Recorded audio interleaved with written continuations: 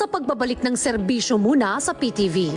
Amin ding nakapanayam si Assistant Secretary for Road Transport Infrastructure ng Department of Transportation na si Assistant Secretary James Andres B. Melad. We had always been of the idea na the commuters deserve to be provided the best service that they could be provided with. Ang travel experience nila is one that is safe, affordable, convenient, comfortable, and accessible. So this is one thing that we have in mind at the DOTR, and we look forward to the participation of the providers of these services, the operators, the drivers, and we would want also to help them in the problem of acquiring the appropriate vehicles in order to provide this kind of service to the commuters. Positibo ang kanyang tugon sa tulong na iniaalok ni Governor Chavit Singson. Yung model na pinakita kanina, maganda. And for as long as these vehicles are actually compliant sa requirements ng Philippine National Standards, okay yung mga ito. These vehicles actually are electric vehicles, you know?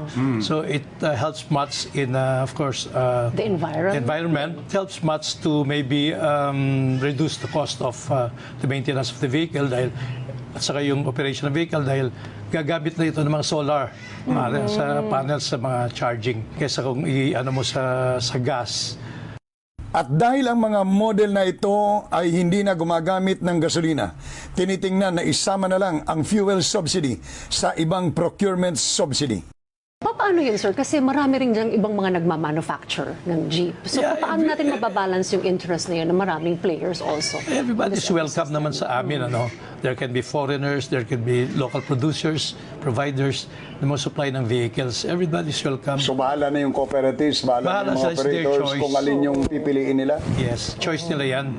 So maraming offers dyan. May mababa, may maganda performance. Ay yung terms nga ni Gov. Chavit kanya, sabi niya walang guarantee, walang down payment. So yung mga Parang ganun sila pa yung gagawa ng terms and conditions. Yeah, yun na nga, sinabi kanina, you recommend your terms. Pag-aralan namin, tapos pag-usapan natin. Okay. So, ganun nga. Siguro panghuli na lamang po, asik mensahe nyo na lang po sa ating po mga jeepney operators and drivers, lalo na po ang na-extend po itong consolidation until April 3rd. Yeah, we want to solicit their participation in sa modernization program of the government on vehicles. This is one way of advancing the interest of the commuters. Mabigyan natin tulad sinabi ko kanina ng safe, accessible, convenient, comfortable, and accessible travel experience.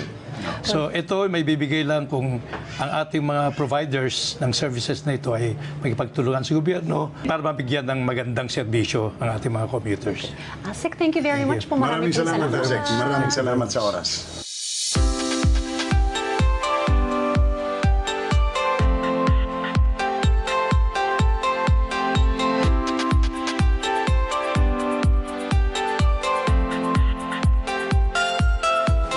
Sir Tony, yung pangamba ng ating mga jeepney driver na kung saan sila kukuha ng kanilang pambayad, pambili doon sa kanilang modernized jeepney ay nabawasan yung kanilang pangamba dahil alam nila na mayroong tutulong sa kanila. Parang nasagot yung mga problema nila kung ano talaga ang gagawin at kung paano nila pwedeng makapag-avail ng ganitong mga programa. Tama ka dyan, Sir Tony. Kaya naman sa ating pong mga kababayan, magkita-kita po ulit tayo sa susunod na episode para sa mga impormasyong makakatulong at magbibigay serbisyo sa ating mga kababayan. Pilipinas at buong mundo. Ako po si Tony Chavez.